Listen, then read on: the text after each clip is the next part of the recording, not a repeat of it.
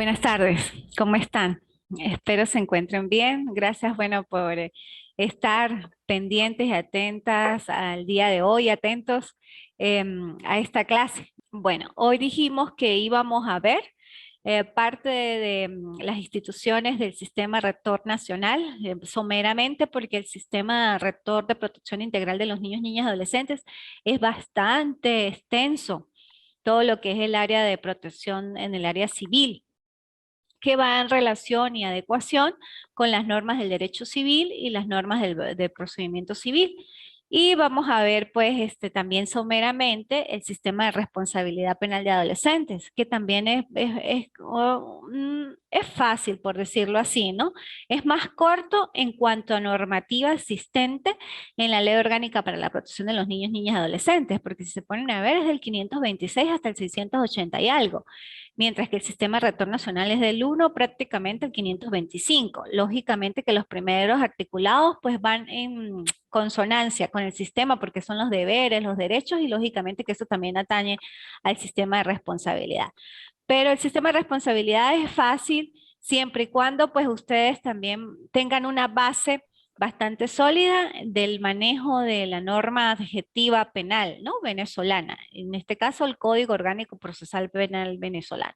Si ustedes pues conocen netamente las instituciones del Código Orgánico Procesal, se les va a hacer muy fácil hacer entender lo que es el sistema de responsabilidad penal de adolescentes, que va de la mano con el Código Orgánico Procesal Penal y por eso es esa adecuación y esa congruencia existente. Bueno, hoy vamos entonces a iniciar con los órganos judiciales de protección, en este caso el Ministerio Público, en el área de protección integral de los niños, niñas y adolescentes, y comienza en el artículo 169. Dice, el Ministerio Público debe contar con fiscales especiales para la protección de los niños, niñas y adolescentes en cada localidad donde se constituya un tribunal de protección de los niños, niñas y adolescentes. Si ustedes efectivamente pueden observar que en la Fiscalía del Ministerio Público está el fiscal netamente de protección de los niños, niñas y adolescentes que se encarga de pues estar y velar por el cumplimiento de los derechos y garantías de los intereses también de estos niños y adolescentes que están en conflicto pero en el área civil. Estos fiscales de protección pues entran a conocer las resoluciones de patria potestad, de abrigo, de crianza, cuando existen pues las familias o disueltas o están desestructuradas y están estos divorcios. Bueno, al fiscal de protección se le notifica de todos estos actos porque pues él vela por efectivamente el cumplimiento oportuno y que no se le vulneren estos derechos a los niños, niñas, adolescentes. Así como está el Ministerio Público, ese fiscal, después es especializado. Ese fiscal no conoce más de otros, no tiene más competencias, solamente la competencia de él es protección del niño, niña, adolescente. Un fiscal de protección no es su competencia. En esa área difiere del fiscal especializado en responsabilidad penal de adolescentes, porque es el área penal.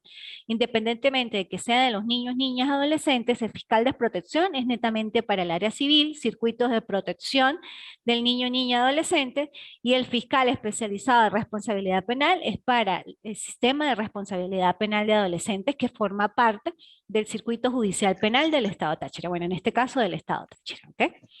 Es muy importante que puedan hacer esa distinción en cuanto a las fiscalías especializadas, tanto de protección como de responsabilidad penal de adolescentes. Así como está el fiscal del Ministerio Público especializado en materia de protección, pues está la Defensoría del Pueblo, también como un órgano coadyuvante en el Sistema Rector Nacional de Protección de los Niños, Niñas y Adolescentes, y dice así. La Defensoría del Pueblo debe contar con defensores y defensoras especiales para la protección de los niños, niñas y adolescentes en las Defensorías del Pueblo delegada en cada estado y municipio del territorio nacional y el distrito capital.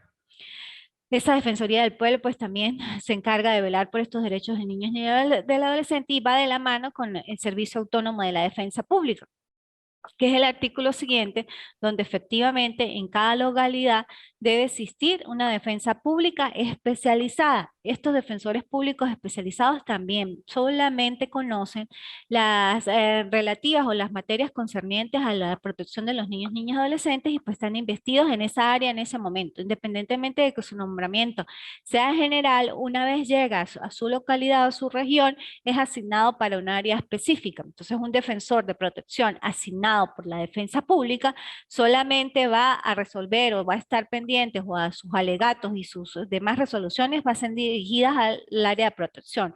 Nunca se va un defensor de protección así de la nada a defender a un adolescente en conflicto con la ley penal, a menos que esté debidamente pues asignado por la defensa pública. Pero mientras que siga ahí, cada defensor pues tiene su ámbito de competencia, ¿no? Dentro de las atribuciones, bueno, del Ministerio Público, la Defensoría del Pueblo y la Defensoría Pública, los invito a que las lean porque son bastante largas, pero en líneas generales lo que hacen es salvaguardar los derechos de los niños, niñas y adolescentes, pero lógicamente dentro de su rol de competencia, ¿no? Están del artículo 170 al 170B, que abre las atribuciones de la defensa pública. Ahora viene lo que es netamente los órganos jurisdiccionales del Sistema de Rector Nacional de Protección Integral. ¿Cuál sería el órgano jurisdiccional por competencia o los órganos jurisdiccionales por competencia? Los tribunales. ¿Por qué se les llaman órganos jurisdiccionales? Porque jurisdicción viene de dos vocablos latinos, que es juris y que es dictio. Juris, que es derecho, y dictio, que es dicción. La facultad de decir el derecho. Eso es lo que es jurisdicción. ¿Quién tiene facultad de decir el derecho? ¿Quién tiene jurisdictio? El tribunal o los jueces de la República, que están investidos de autoridad. Por eso son órganos jurisdiccionales encargados y facultados de decir el derecho en materia de protección integral de los niños, niñas y adolescentes. Esos órganos jurisdiccionales, pues efectivamente los tienen establecido en el artículo 173 y dice así: corresponde a los tribunales de protección de los niños, niñas y adolescentes y a la Sala de Casación Social del Tribunal Supremo de Justicia el ejercicio de la jurisdicción para la resolución de los asuntos sometidos a su decisión conforme a lo establecido en este título y en las demás leyes de organización judicial y reglamentación interna. Entonces, el ejercicio de la jurisdicción principalmente lo tiene los tribunales de protección y la Sala de Casación Social del Tribunal Supremo de Justicia en el área de protección integral del niño, niña y adolescente. ¿Cuál sería el ejercicio de la jurisdicción en el sistema de responsabilidad penal de adolescentes? Los tribunales de responsabilidad penal del circuito judicial penal del Estado Táchira y la Sala de Casación Penal. ¿Ve la diferencia? No sería la sala social, sino la Sala de Casación Penal.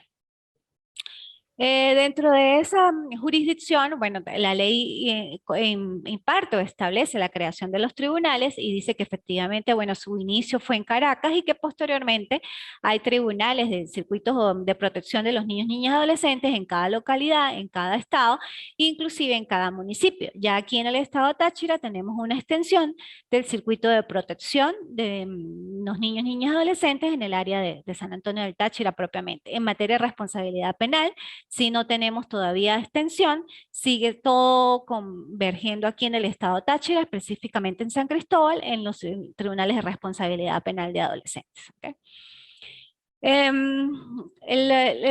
Los tribunales como tal, bueno, tienen efectivamente asuntos que resolver, tanto de carácter contencioso o de jurisdicción voluntaria.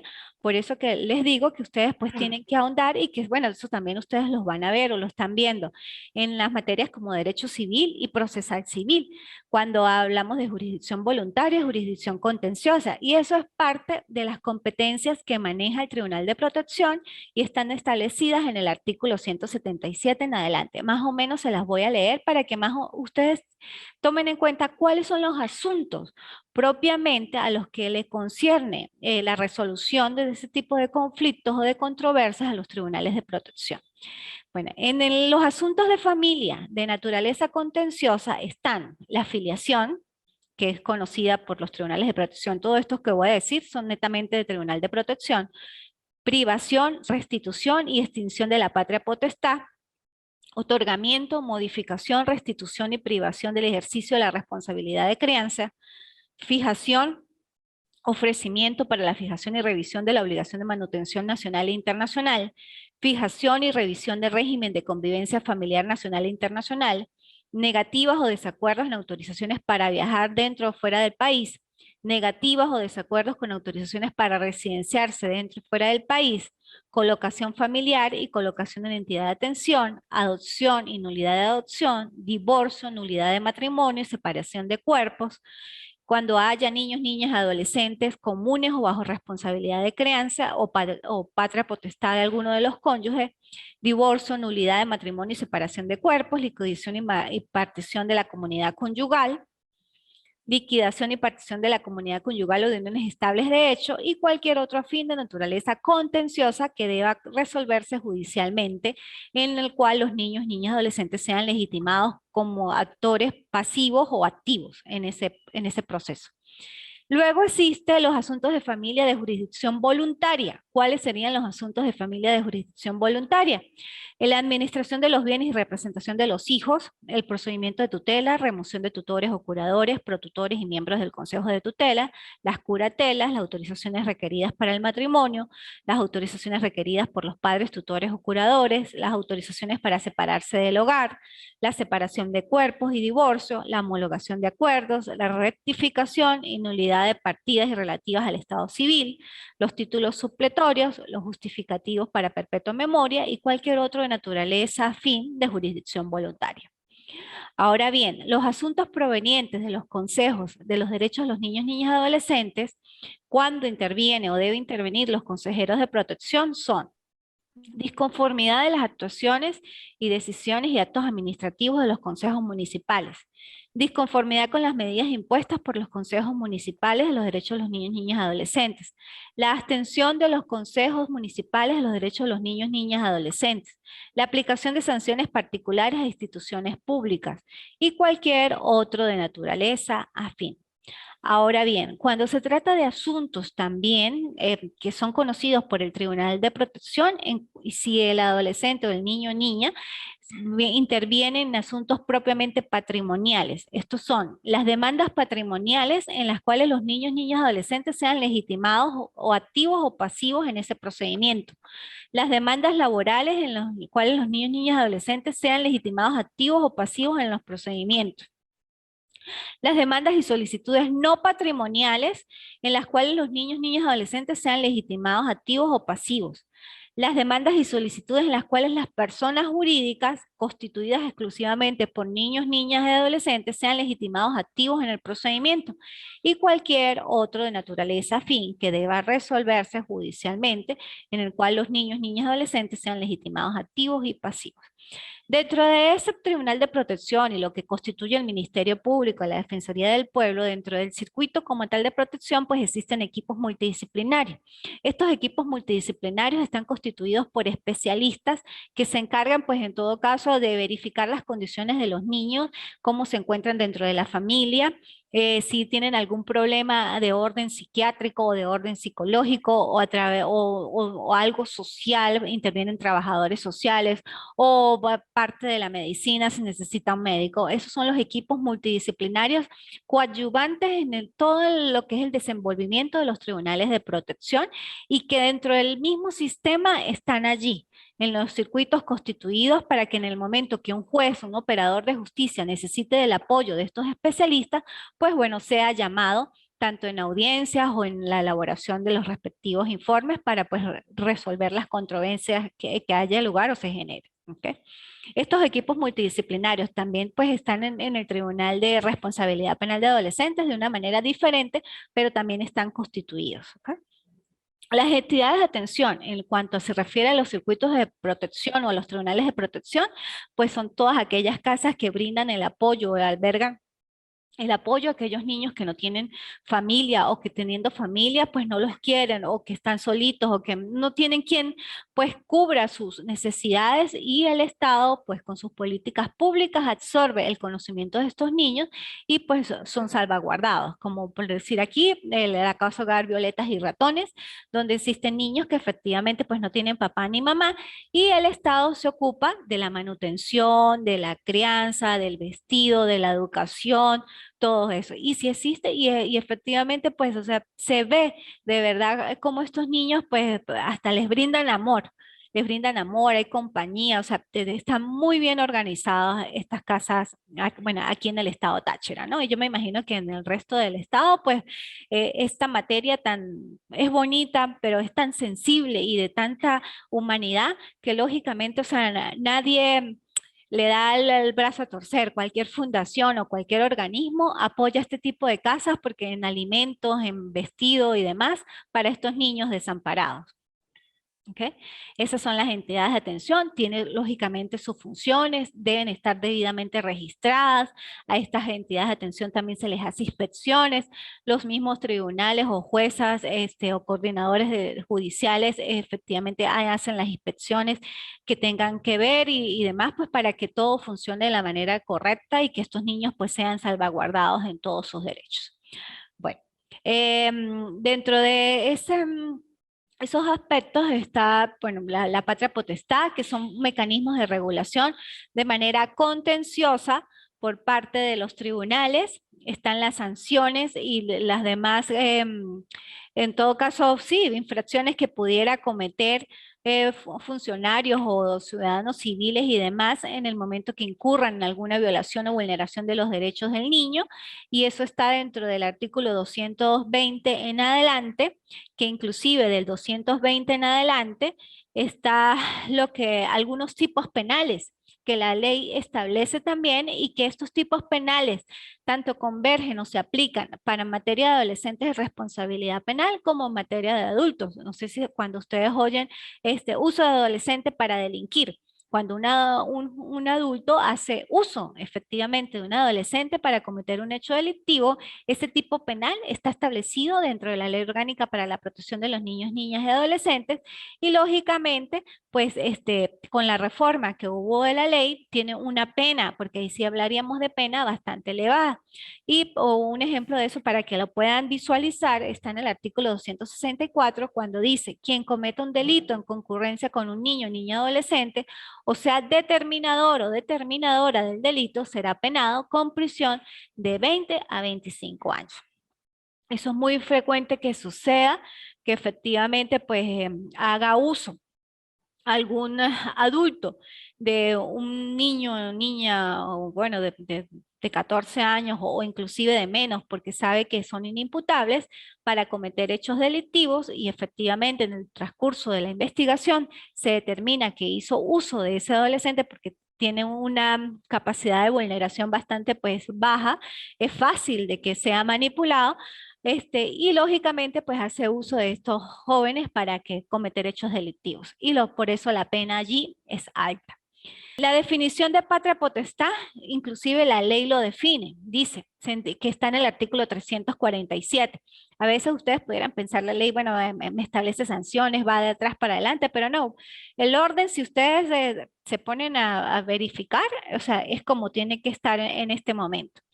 Definición 347. Se entiende por patria potestad el conjunto de deberes y derechos del padre y de la madre en relación con los hijos e hijas que no hayan alcanzado la mayoría y que tiene por objeto el cuidado, desarrollo y educación integral de los hijos e hijas.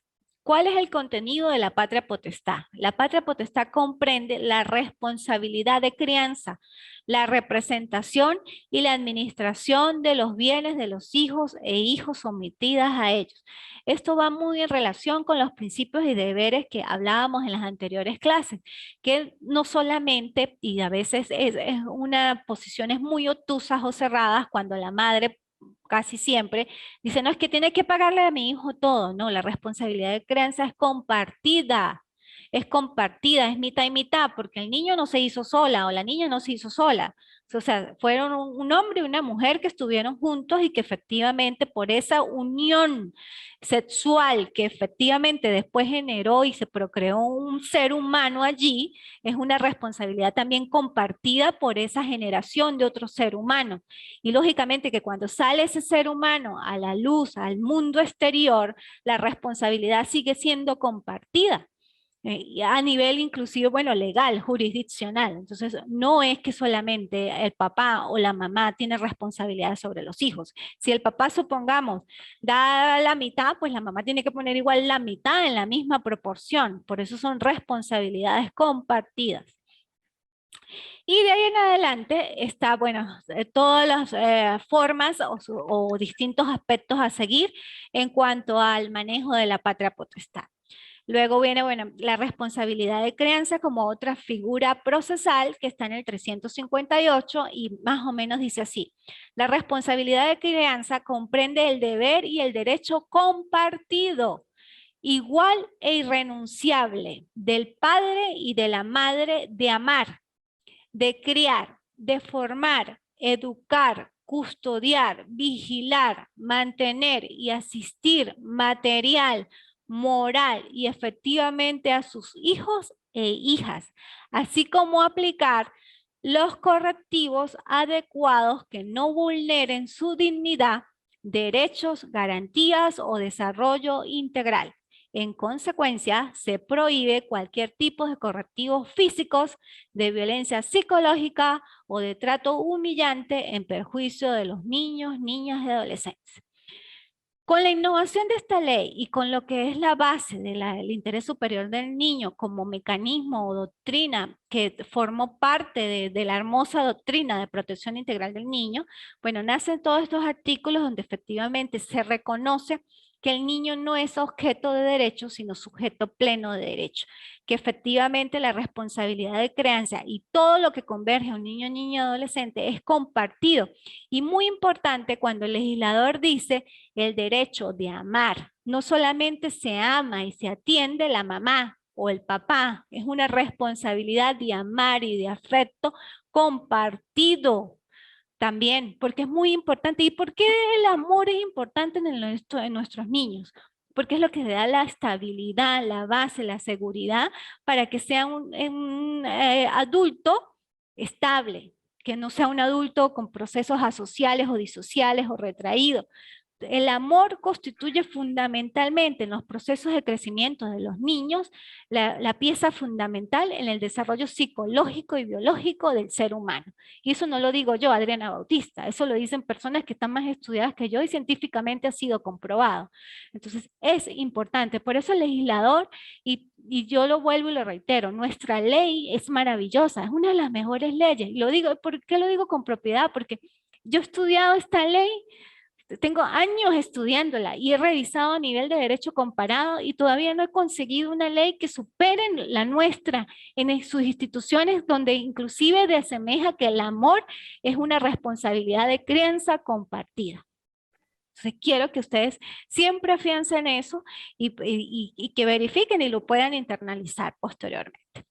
Bueno, de ahí de la responsabilidad de crianza siguen las demás instituciones y cómo sería en el momento de peticionar ante el tribunal, que eso sí ya es netamente del área civil, pero ya pues por la hora tengo que llegar a lo que es responsabilidad penal de adolescentes para que pues ustedes también más o menos puedan comprender lo que es el sistema de responsabilidad penal de adolescentes. De ahí en adelante habla inclusive que también pues los invito de la responsabilidad de crianza y familias sustitutas en el momento de interponer las peticiones, cómo se dan las audiencias, los lapsos para interponer las decisiones, los lapsos para que el juez o jueza emita la decisión, cómo se fijan las audiencias, todo eso está dentro de la ley, pero también pues van de la mano muchas cosas con el Código Civil, Código de Procedimiento Civil y más ahorita con estas resoluciones de manera telemática o virtuales, ¿no? Que han salido a nivel jurisprudencial, pues doctrina o parte vinculante, ¿ok? Ahora bien, con el sistema de responsabilidad penal de adolescentes que inicia en el artículo 526 es muy importante que lo figuren o lo fijen como un mapa mental o un mapa conceptual o una línea de tiempo dentro de sus proyecciones. El proceso penal como tal lo constituye 4 fases principalmente. La fase preparatoria, la fase intermedia, la fase de juicio y la fase de ejecución. Y hay una fase o como subfase o etapa dentro de esas fases que es la recursiva. Se pudiera decir que puede considerarse fase, se pudiera decir que puede considerarse subfase o solamente como una etapa. Se le dan distintos dependiendo de la proyección. Yo a veces lo considero subfase o fase. ¿Por qué? Porque la fase recursiva solamente se abre cuando hay la interposición de un recurso porque una parte no está de acuerdo de una resolución. Así de sencillo. Ese es el momento en que se abre la fase recursiva o la etapa recursiva o esa institución. Y esa etapa se abre en las diferentes fases del proceso, sea en la preparatoria, sea en la intermedia, sea en la de juicio y sea en la de ejecución. En materia de responsabilidad penal de adolescentes, al igual que en adultos, están esas fases comprometidas.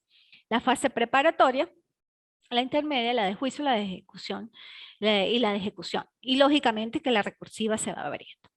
Pero ¿qué es el sistema de responsabilidad penal? La misma ley, como en el área de protección o de la doctrina de protección integral, aquí lo define y está definido en el artículo 526 que me indica qué es el sistema de responsabilidad penal de adolescentes y lo define como un conjunto de normas, órganos y entes del poder público que formulan, coordinan, supervisan, evalúan y ejecutan las políticas y programas destinados a garantizar los derechos de los y las adolescentes en conflicto con la ley penal, establecidos en esta ley. Asimismo, sus integrantes con competencia en la materia se encargarán del establecimiento de la responsabilidad de los y las adolescentes por los hechos punibles en los que ellos incurran, así como el control de las sanciones que les sean impuestas. Este sistema funciona a través de un conjunto de acciones articuladas por el Estado, la familia y el poder popular orientadas a su protección integral y su incorporación progresiva a la ciudadanía. Eso es lo que es el sistema de responsabilidad, un conjunto de normas, ¿por qué normas? Porque tenemos una ley especial de entes, órganos y demás coadyuvantes en el desenvolvimiento del adolescente que está en conflicto con la ley. ¿Pero cuál ley? Efectivamente, la ley penal. ¿Por qué la ley penal? Porque si un adolescente pues, no comete hechos delictivos, pues no lo absorbe el sistema de justicia penal juvenil venezolano. Pero si llega a cometer un hecho delictivo, pues lógicamente lo va a absorber el sistema de justicia penal juvenil venezolano, llámese sistema de responsabilidad penal de adolescentes, fijado o establecido en nuestra propia ley. ¿Cuáles son sus integrantes?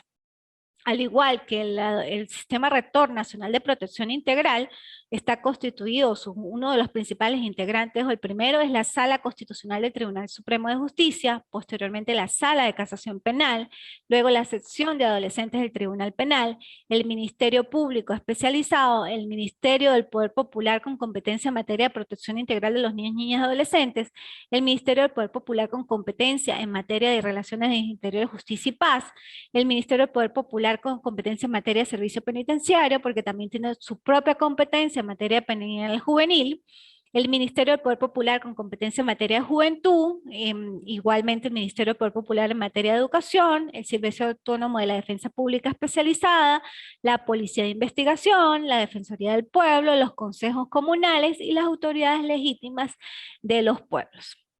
Bueno.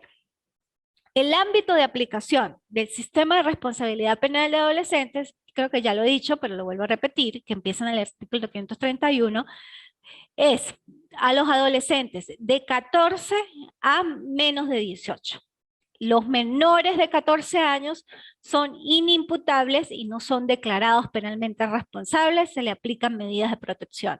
De 14 años a menos de 18 son imputables y declarados penalmente responsables de sus actos. Son conductas individuales que se les da responsabilidad a los adolescentes infractores o que cometieron delitos, no a sus padres, porque a veces preguntan, Ah, pero si un adolescente de 14 años robó, ¿el papá puede ir preso? No, el papá no va preso. Él va preso el adolescente que cometió el hecho delictivo, así de sencillo.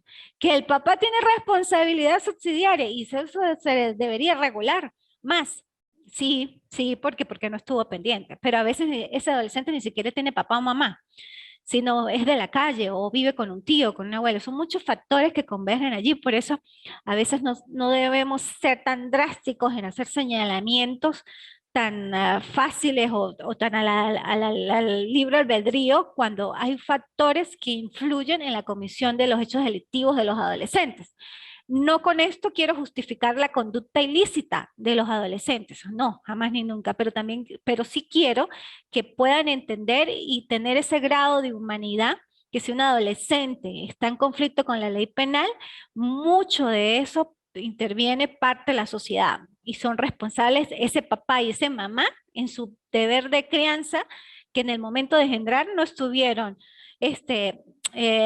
con ese grado de responsabilidad, haciéndolo inclusive, porque no es traer al mundo niños para dejarlos sin mamá o niños para dejarlos sin papá o niños para dejarlo que sea atendido por el abuelo o por el tío y demás. Porque esos niños que son así son los más vulnerables a cometer hechos delictivos. Y eso también no es algo que lo estoy inventando yo, sino estadísticamente se observa a nivel de informes, y lo digo con propiedad, porque en el momento que yo estuve muchos años de juez, siempre que estudiaba un informe y verificaba el diagnóstico que se le daba al adolescente, de por qué familia desestructurada, el adolescente vive con el abuelo, el adolescente vive con un tío, el adolescente vive con un primo, el adolescente vive solamente con la mamá, no conoce al papá, o vive con el papá, no conoce a la mamá, la mayoría. De un 100%, un 99%, esa era la clase de informes del origen de la familia del adolescente. Y eso da dolor y da tristeza, porque el adolescente no nació en un lugar sin amor, o sea, ni siquiera fue atendido bajo los afectos, bajo esos estímulos, bajo ese proceso de enseñanza y de regulaciones de control social informal que debe ejercer la familia principalmente. Entonces, por eso es bastante importante conocer todos esos factores que atañen a nuestros niños, niñas, adolescentes infractores. Y que su ámbito de aplicación, bueno, ya saben, de 14 a menos de 18, menos de 14 inimputables. Los que son menos de 14, pues se le aplican medidas de protección. Las medidas de protección son establecidas y aplicadas por el Consejo de Protección, que pueden ser nominadas o innominadas. Cuando hablamos de nominadas, las que están establecidas en la ley o en cualquier otra ley. Las innominadas, que por el carácter o la facultad que tiene el Consejo de Protección, él puede verificar a través de la conducta o del comportamiento del adolescente cuál sería la medida más idónea para ese adolescente. Por eso se llaman medidas innominadas, pero dependiendo del comportamiento y de la actitud del adolescente. ¿Ok? Bueno, luego sigue con el error en la edad, concurrencia de personas adultos y adolescentes según el lugar. El error en la edad, rapidito. Cuando ustedes observen que hay procedimientos donde convergen adultos y adolescentes, se verifica si efectivamente ese adolescente tiene la edad para ser imputable y declarado penalmente responsable o no.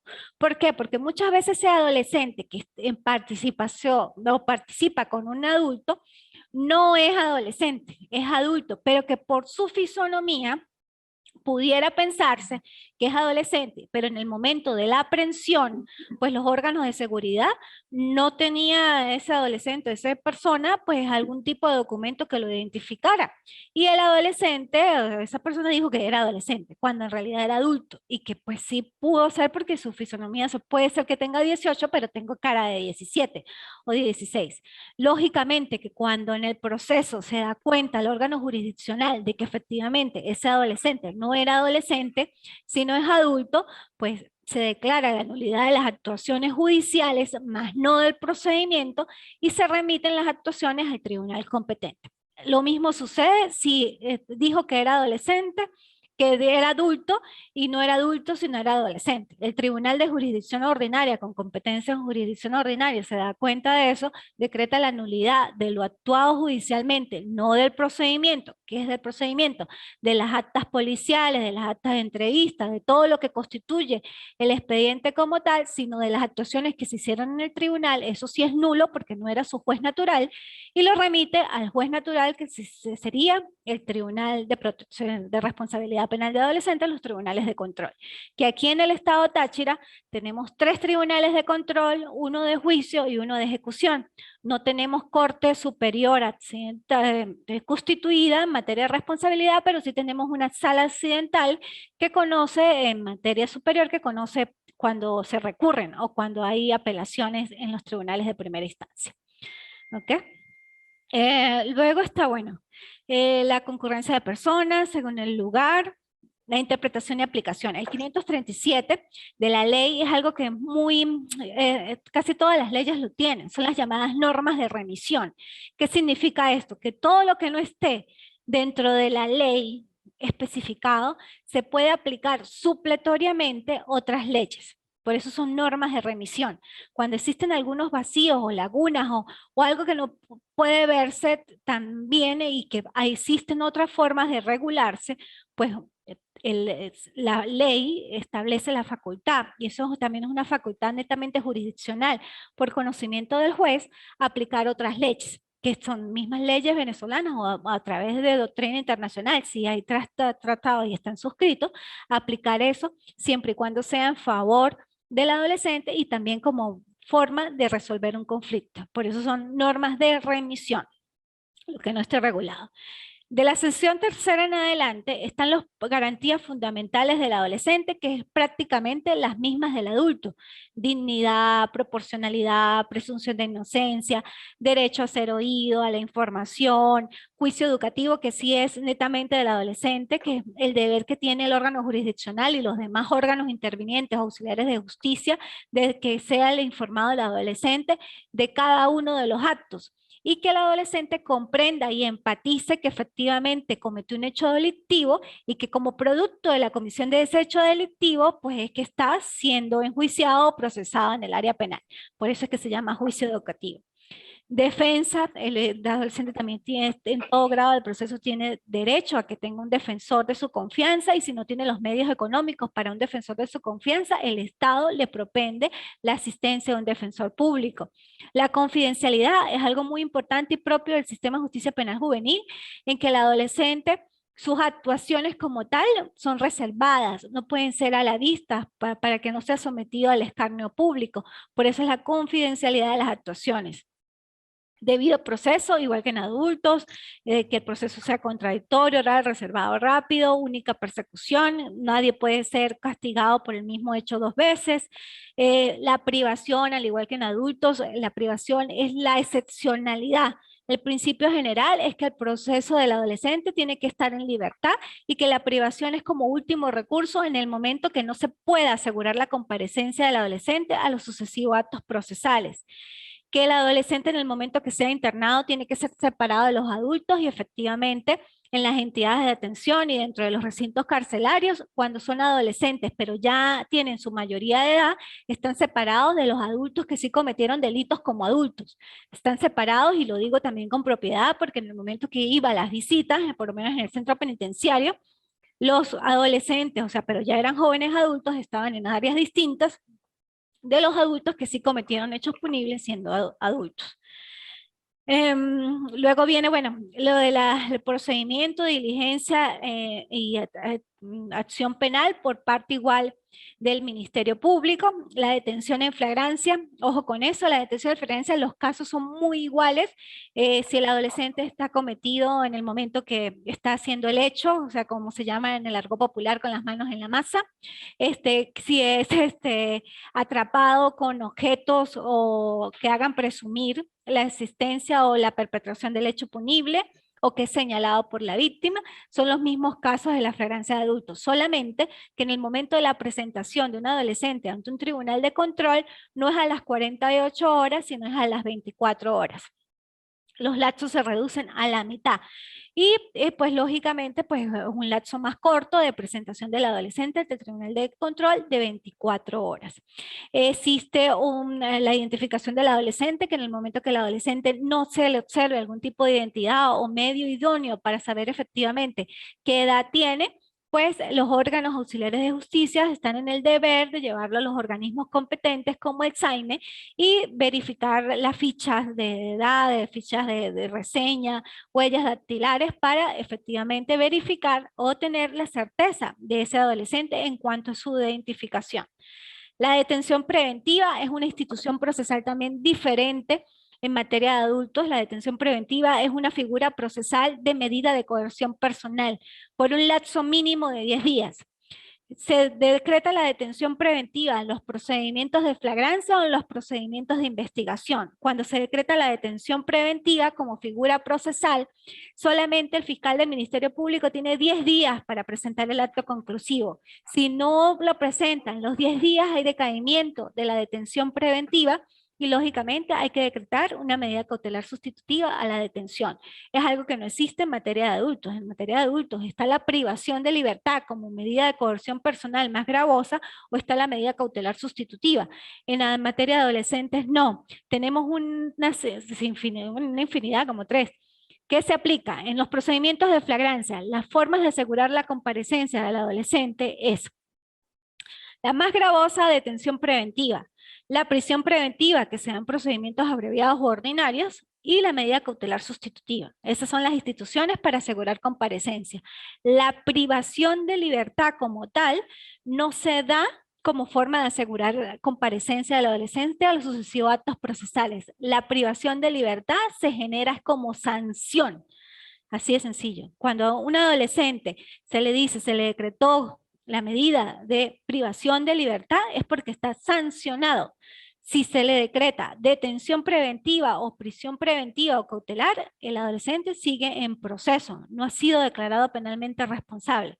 Por eso son figuras diferentes en cuanto a adultos y que deben ustedes conocerlas. Las diferentes figuras procesales para asegurar comparecencia del adolescente a los sucesivos actos procesales que difieren enormemente de los adultos. Fin de la investigación, igual. ¿Cuándo termina la investigación? Cuando el acto conclusivo, cuando el Ministerio Público ejerce el acto conclusivo. ¿Qué es un acto conclusivo? Es una forma de terminación del proceso. ¿Cómo se termina el proceso? A través de un archivo fiscal, un sobreseimiento y principalmente, o la más común, la acusación. Ahí termina la investigación desde el momento que el Ministerio Público presente su acto conclusivo, bien sea de acusación, bien sea de sobreseimiento o la figura procesal propiamente de ellos, que es el archivo fiscal.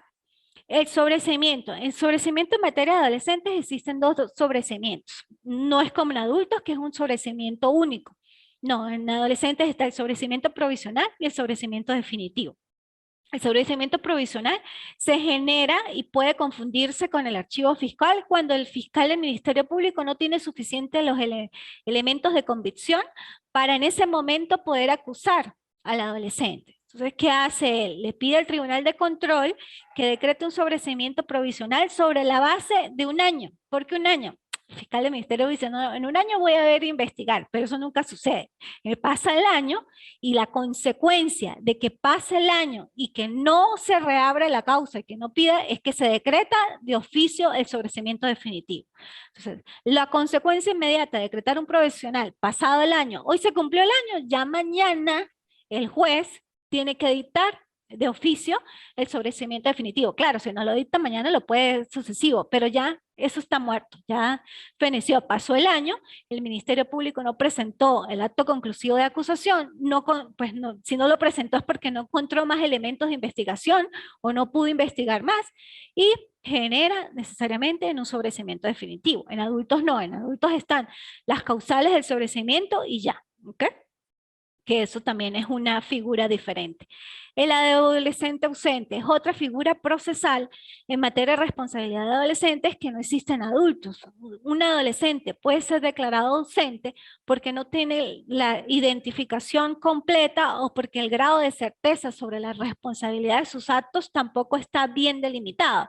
Sobre esa base, el fiscal le pide al Tribunal de Control que lo declare ausente. ¿Pero qué es la declaratoria de ausente? Es como una orden de aprehensión que queda en el sistema de información policial, en el registro, queda latente. Pedro Pérez fue declarado ausente por el Tribunal de Control. En el momento que supongamos Pedro Pérez pase por una alcabala, va a aparecer, está declarado ausente. Pareciera o se asemeja a una orden de aprehensión porque lógicamente lo arrestan.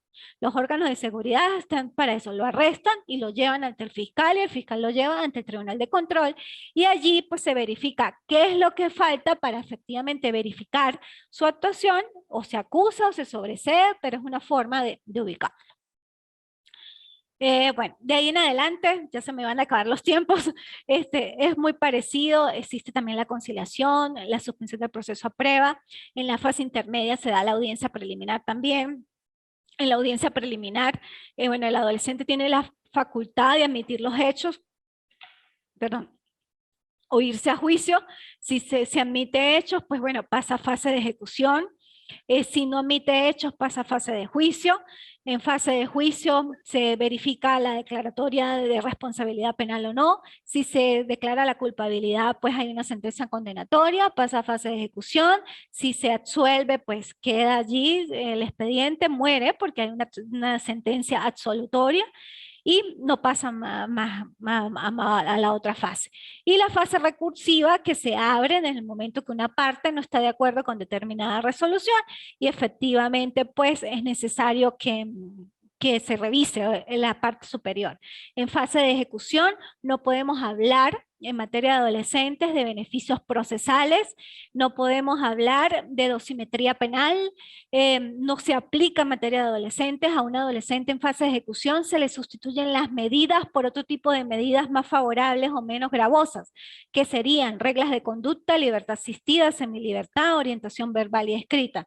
La medida más gravosa como sanción es la privación de libertad, no puede exceder de 10 años. Un adolescente, si comete 3 delitos en un mismo hecho, hay concurso ideal o concurso real de delitos, no se le va a sumar 10 más 5 más 3, nada. No hay aplicación de atenuantes ni agravantes. Hay solamente pautas para la aplicación de la sanción establecidas en el 622.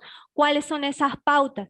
Conducta predelictual del adolescente, cómo se ha comportado en la comunidad, primera vez que cometió el hecho delictivo, la proporcionalidad del hecho con el acto que infringió, son pautas para la aplicación de la sanción. Se pudiera verificar como unas posibles atenuantes agravantes, pero lógicamente se asemeja, pero la institución procesal es distinta.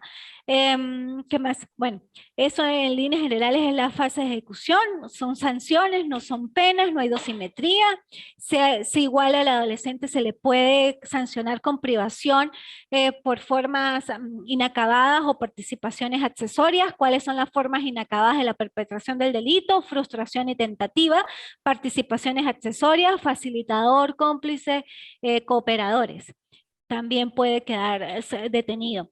Los únicos delitos que merece el adolescente privación de libertad son los del 628, el 628 homicidio, secuestro, terrorismo, y hay una discriminación en los delitos. Lo que no esté contemplado en el artículo 628 de la ley, que no genera privación. Ustedes cuando lo lean van a revisar, supongamos, el porte de arma. El porte de arma o el robo propio no está dentro del 628. ¿Qué les indica a ustedes? Que el adolescente, si lo agarraron con un porte ilícito de arma o que efectivamente robó a alguien, pero un robo propio o un robo arrebatón, no lo van a detener. Le van a dar una medida cautelar sustitutiva y cuando lo declaren penalmente responsable, su sanción va a ser de reglas de conducta de libertad asistida. No va a generar privación de libertad. Tienen que tener en cuenta eso, que solamente lo que está en el 628 es lo que genera privación, que en el momento que el adolescente es declarado penalmente responsable se le hace un plan individual y se verifican los factores, lo que hablábamos, que incidieron en la comisión del hecho delictivo. Que efectivamente la ley tiene sus entidades constituidas para que el adolescente internalice que efectivamente no debe cometer más hechos delictivos, y lo que se busca es que el adolescente se inserte en la sociedad de manera armónica y pacífica, entendiendo la gravedad de sus actos y con el firme propósito de que no lo vuelva a hacer. Si se educa a un adolescente en conflicto con la ley penal, se evita a un adulto en situación de criminalidad. Bueno, esta es la clase por hoy. Con esto concluimos. Bueno, cuídense, que estén muy bien y gracias.